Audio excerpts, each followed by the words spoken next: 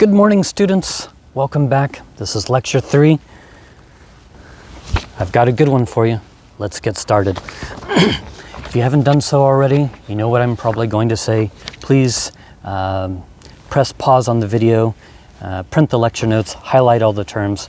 Let's go through it together. The first one, it's an adjective. Please say it with me. Obsolete. Well, I'm sorry, I couldn't hear you. Obsolete. Obsolete. Obsolete is something that's out of date. As a matter of fact, I have the same notes as you. I just enlarged the font so I can read it a little easier outside. But on my handout, I didn't do this on yours, but I underlined it on mine. Out of date. Whenever I hear obsolete, that's what comes to my mind. No longer produced or used, something that's out of date. I have just a couple of examples on your handout, but the number of examples of things that have become obsolete are innumerable. I mentioned a typewriter. I think actually some people still use them, but obviously they have been superseded. They have been replaced by personal computers. Have you ever tried typing on one?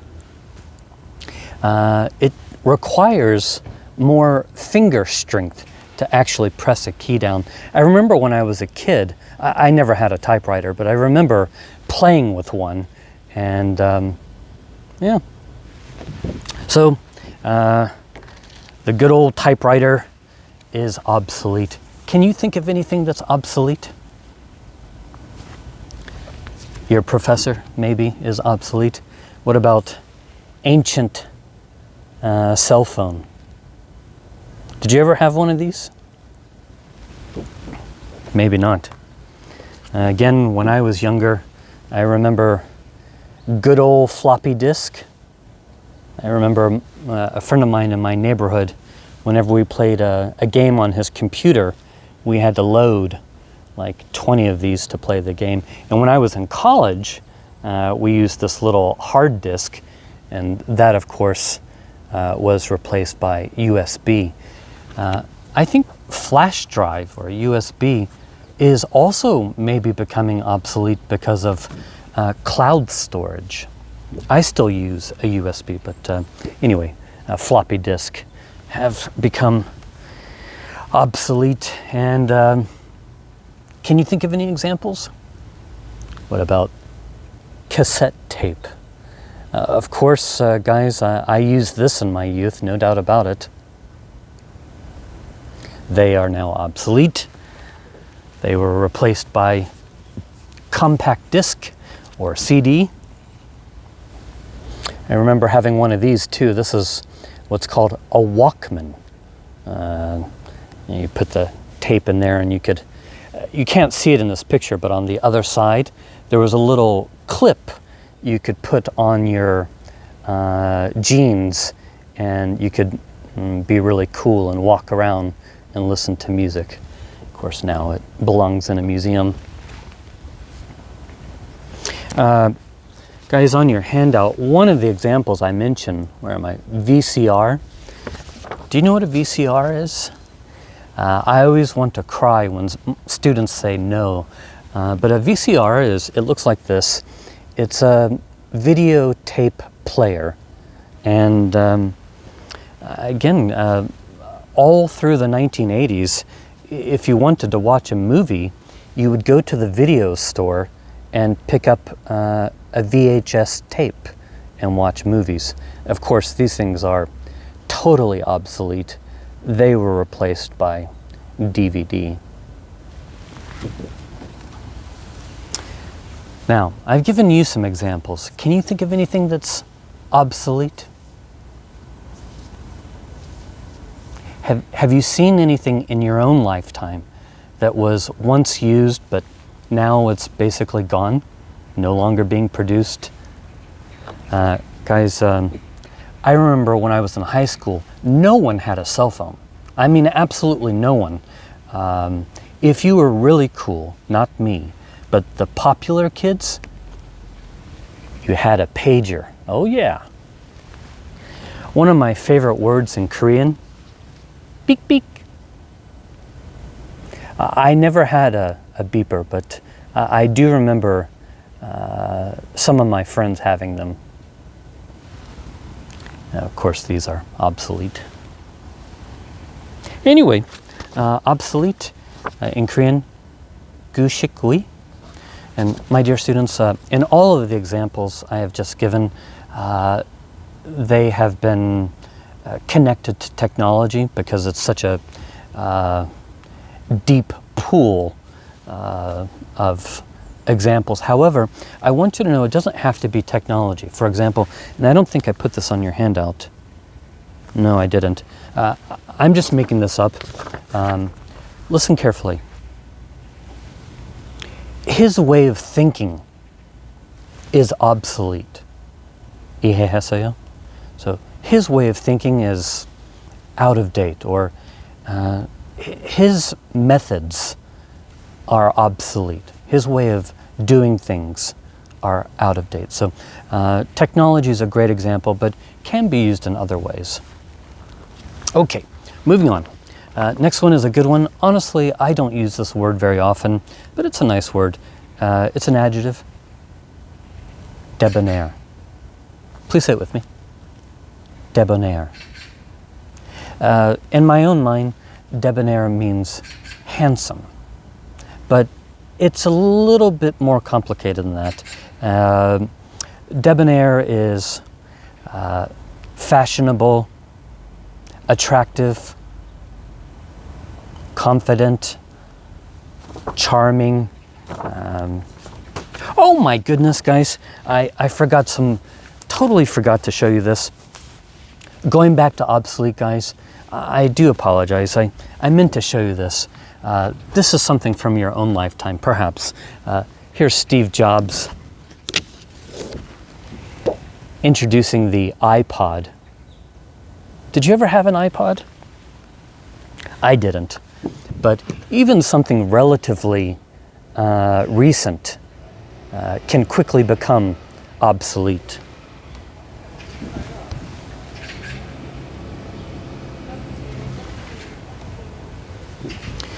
And then they made iPod Mini. Never had one, but looks cool. And here's, again, Steve Jobs. I think this is in 2007, introducing the first generation iPhone. I've never had an iPhone, but even they, I think we can say, have become obsolete. Guys, I'm not sure what kind of smartphone you have. Maybe iPhone 11, iPhone 12. I'm recording our lecture on Samsung S21 Ultra. Haha! And I upgraded just before the semester began, hoping to make better quality videos. But regardless of which smartphone you have, let me tell you something about the passage of time. I promise you, in the years and decades to come, you're going to meet people who were born today, 2021, and you'll be sharing different experiences in your life. And you might mention, you know, when I was in college, I had iPhone 12 Pro Max. They're going to laugh. That's the strange thing about technology, is that it quickly becomes out of date. So 10, 20 years from now, when you're telling stories about your iPhone 12 and a young person laughs, please remember your dinosaur professor. Okay, guys, going back to debonair. Again, in my own mind, it just means handsome, but stylish, confident, attractive, charming. It's all of those things combined. I have a photograph here. This is the British actor Colin Firth. He's perhaps best known for his role in Kingsman. Now, guys, yes, he is an attractive fellow, but take note of how he's dressed. Really smart. Look at his body language. Confident, stylish, charming. we could say that Colin Firth is debonair. Another quick example, Jung Woo Sung. A lot of my students think Jung Woo Sung is debonair. And I agree. Hey, how'd this get in my lecture? It's me. Oh, how strange. Yes, this is an old photograph of your professor, maybe, 7 or 8 years ago. Anyway, that's debonair. Let's see here. In Korean, machigo dangdanghan. Machigo dangdanghan. Cool and confident. I wish I was machigo dangdanghan. Anyway, it's a great compliment. One small footnote, guys. That adjective is applied only to men. You cannot describe a woman as debonair. There are other adjectives, but that is used exclusively for a stylish, confident, charming, attractive man. And it's a great compliment. Okay, moving on, guys. Next one is a verb, and it's a good one. Procure. Students, please say it with me. Procure. One more time. Procure. Very simply, in my own mind, it just means to get. It's a fancy word for to get something. I have to obtain, or get, to obtain through special care or effort. In other words, it's not easy to get. It required time, it required effort. Let's see here. Do I have any examples? Yeah. Guys, on your handout, I circled the first and the third one. Take a look at that. I have no idea how she was able to procure BTS tickets. The concert's been sold out for weeks, yet somehow, maybe she spent a lot of money, she was able to procure tickets. What does that mean? She procured tickets, or she was able to procure tickets. She got tickets.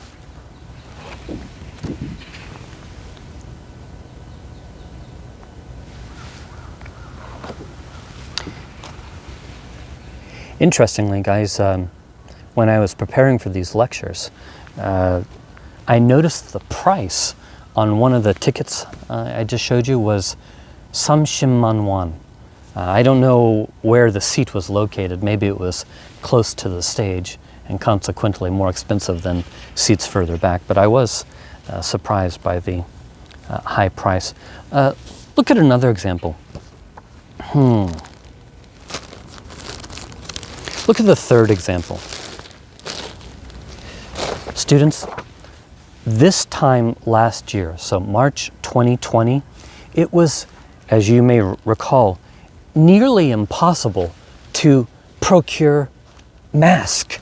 Do you remember going to the pharmacy, Yak, and they were all sold out. It was extremely difficult to procure a mask. What does procure mean? To get. That's it. Something that requires effort. By the way, guys, let me make one more example. It's not on your handout. I procured Coca-Cola. Students, grammatically, that sentence is perfect. I procured a Coke, or I procured a snack. Grammatically, there's nothing wrong with it, but it sounds funny to my ears because Coca-Cola, the drink machine is pretty ubiquitous, and GS25, it's not hard to get. So it's not difficult to get a soda or chewing gum. So you use that word with something that's hard to get or required special care or effort. In other words, it took time and effort to get. Procure? Guhara? Good. Guhara. So that's procure, to get something. This next one, I think you probably already know this one. It's an adjective. Melancholy, sad, gloomy, unhappy. Let's see here.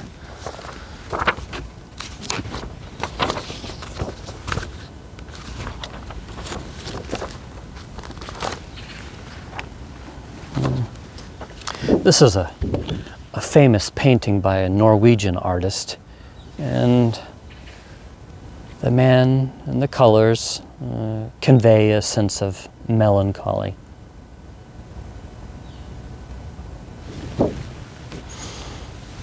Do you ever feel melancholy? No? Only Scott? It happens to us all.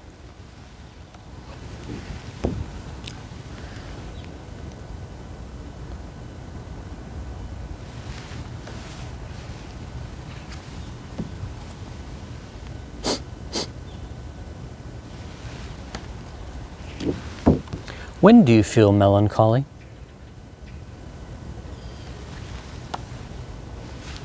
I suppose it could happen at any time, but certainly the weather, if it's overcast, if it's dark and rainy, certainly the weather can affect our mood. By the way, you see that little square? It's on the back of almost all of my pictures. It's just the word melancholy. I write it on the back so I don't forget.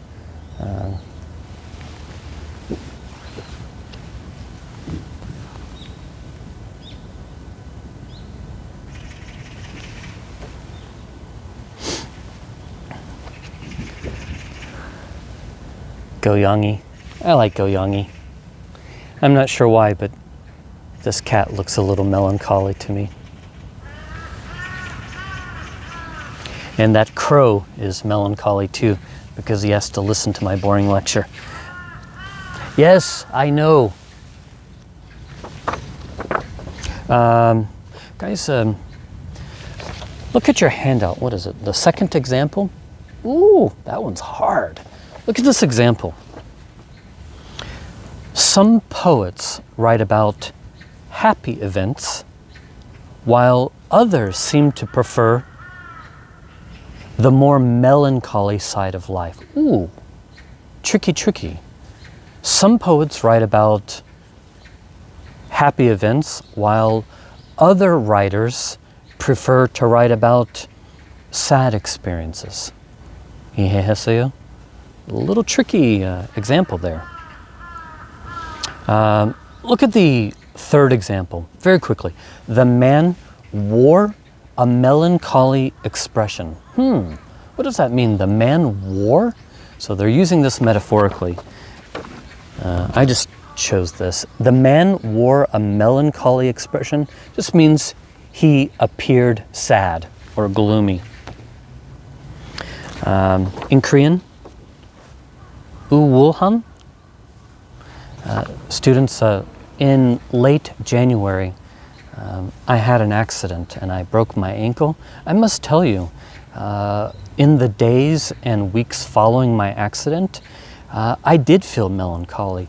Not really sad, but I was in the hospital, I wasn't feeling well, and I kind of felt gloomy and a little bit melancholy, to be honest. I'm much, much better now, but at the time, it's just an example of melancholy.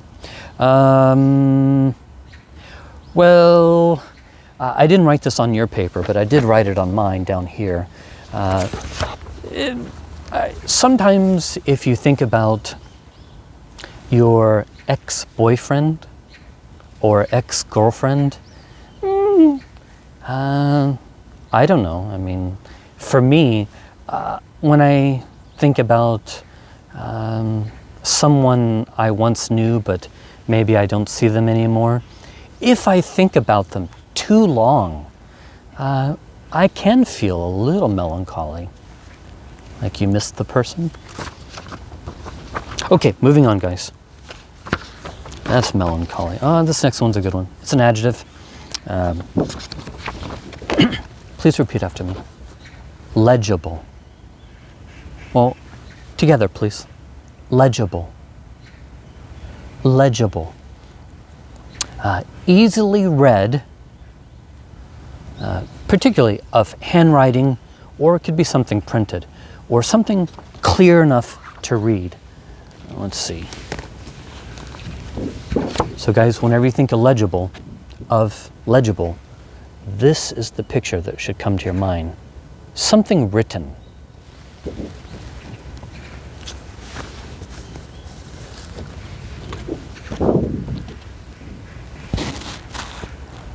당신은 예뻐요. Take a look at this. I know it's backwards on your screen, but is it legible? I think so. It looks, both English and Korean. It's pretty neat. The opposite, you don't have to know this for the test, but the opposite of legible is illegible. You just add the prefix il. Take a look at this. Disaster. This writing is illegible. I can't read it. There's something I wanted to show you. Where is it?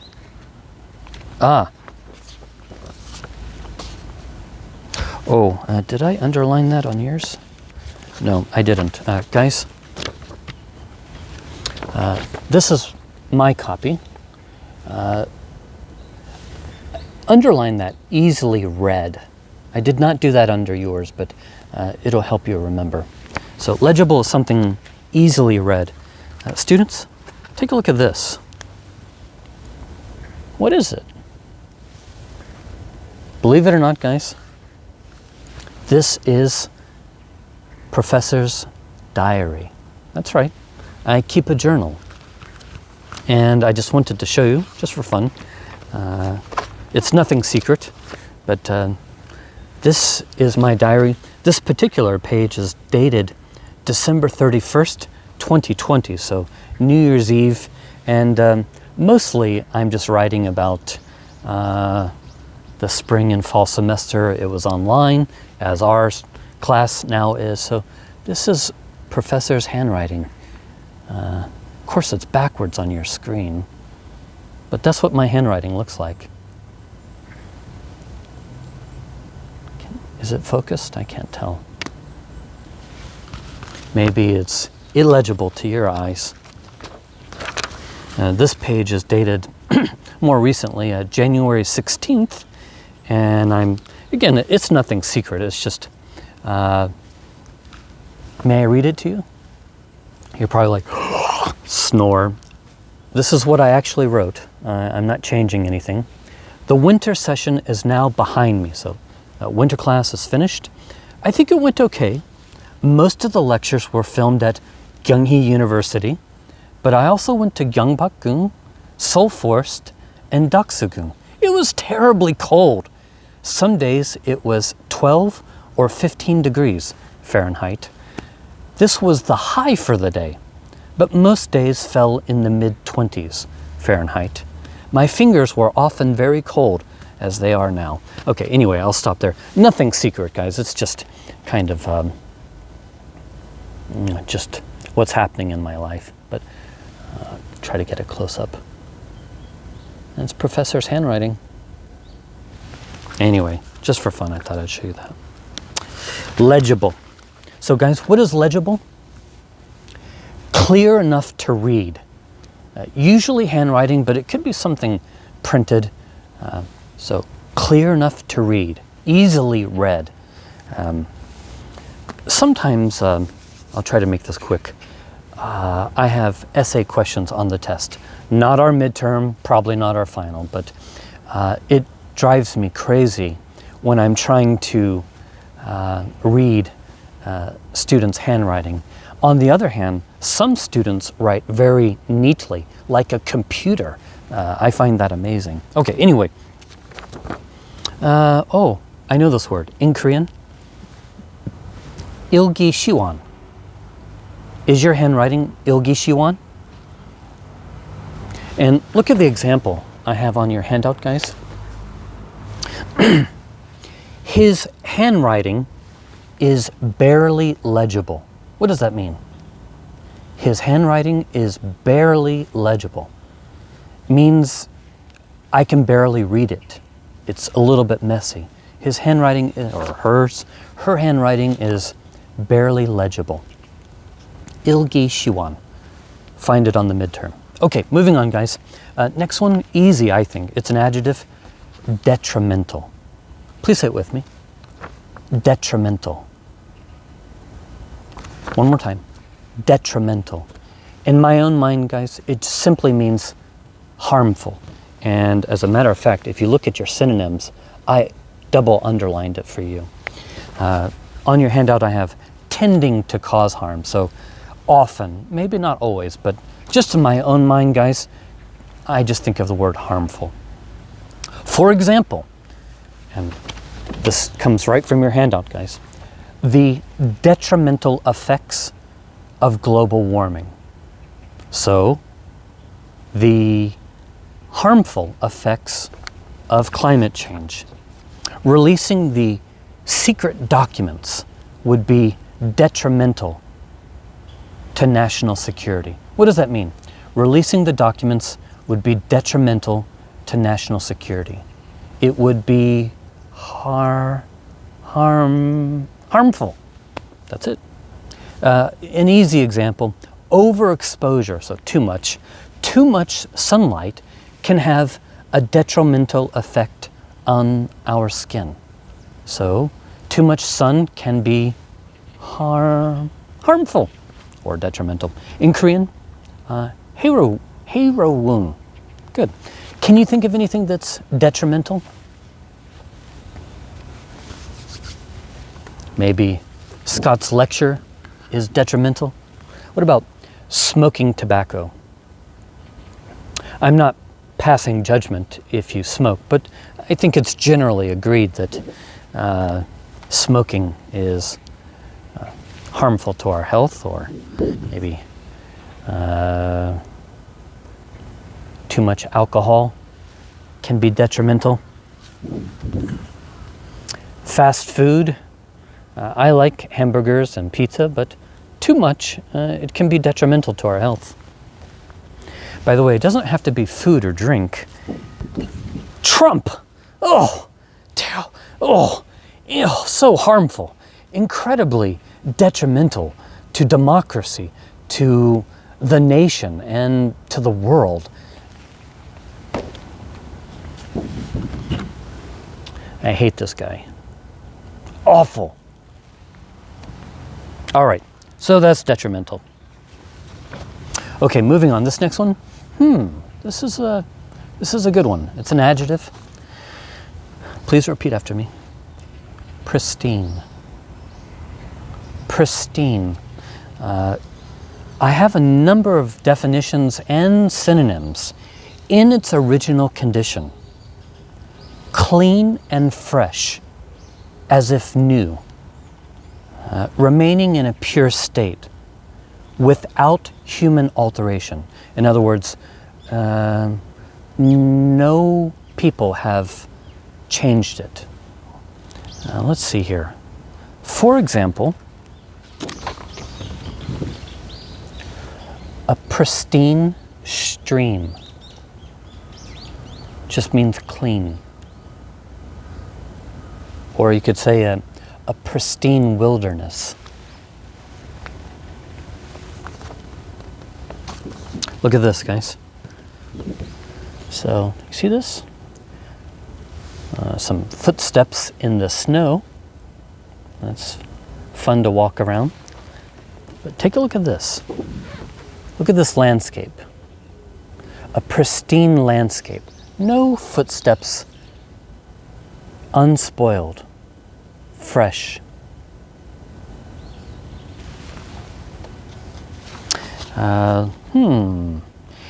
It does not have to be nature. Look at this. I don't know if you can see this or not. Not very well. A pristine white shirt. Well, this is a dress shirt. In that case, guys, it just means there's no spots, no coffee stains. It's brand new. A pristine white shirt. Let's see here. Take a look at this. This is a book from my home. By the way, my hobby, I collect old coins. This book, I haven't had it very long. This book is in pristine condition, meaning it's brand new. No pages are folded. There's no writing or ink on the pages. It's in pristine condition. In other words, new.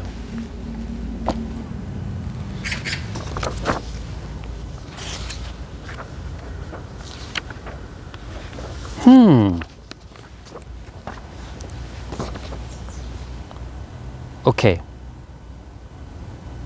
Oh, guys, I just want to say one last thing and then we'll move on. For pristine, look at the synonyms. And I don't know if my phone will focus, but look at that very last synonym. I double underlined it. Untouched. I want you to concentrate on that. Something that has been untouched by civilization. On one of you, I think I didn't mention it, but like a pristine forest, meaning people have never come in and cut down trees, something untouched. Okay, moving on. This next one might be the hardest one on the list. Discern. Do you know discern? To see clearly. But not like vision see, but to comprehend or understand something. I underlined it on your paper. Perceive. I want you to know that word. Don't write it on the test, but perceive or recognize something.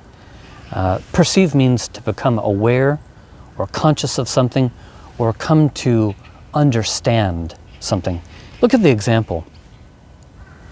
The woman could discern good from bad. And in Korean, alacharita,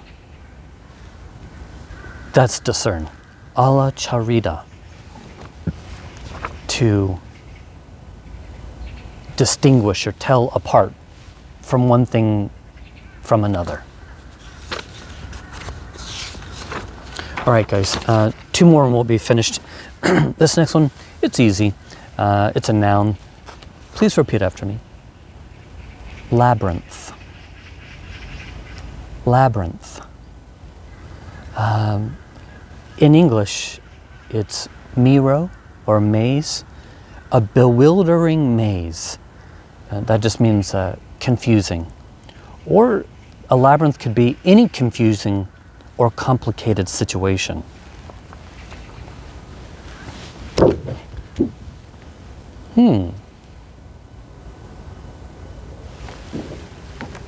Oh, right.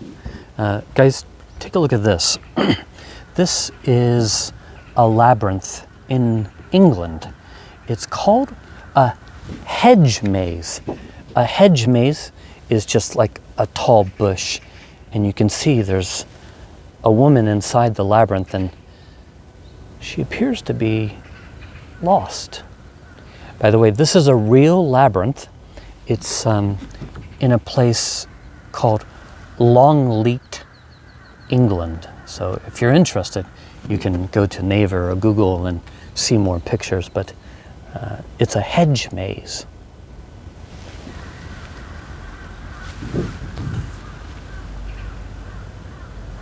They have these bridges here, so you can, here's a young girl, maybe her parent, and from these bridges you can tell maybe which way you need to go, or just take photos.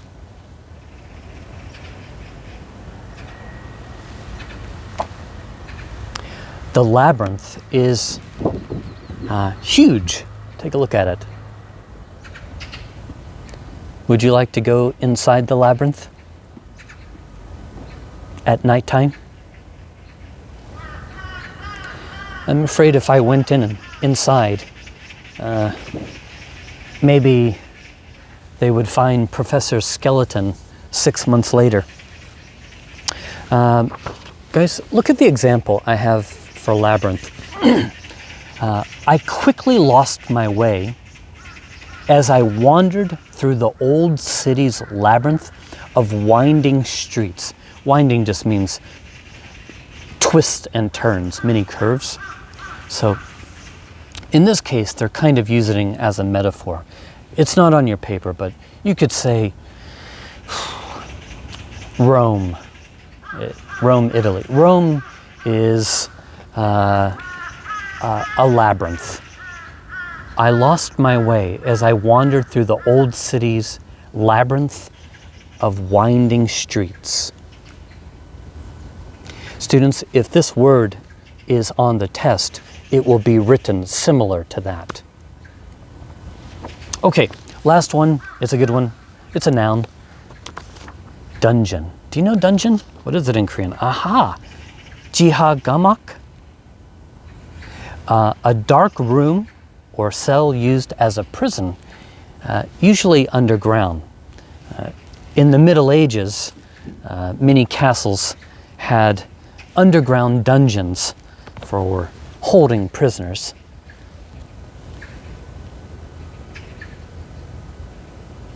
So here's a castle. Of course, the dungeon would be below it. Here's a photo of my office tel in Imundong. And dungeon is underneath.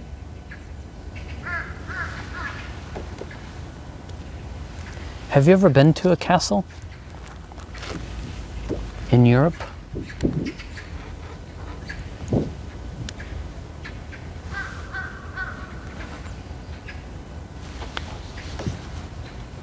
Sometimes I want to throw students in Jiha-gamak. Am I saying that correctly? Jiha-gamak? All right, guys. I'll stop the video here. It was great seeing you, and I'll see you in the next video. Goodbye.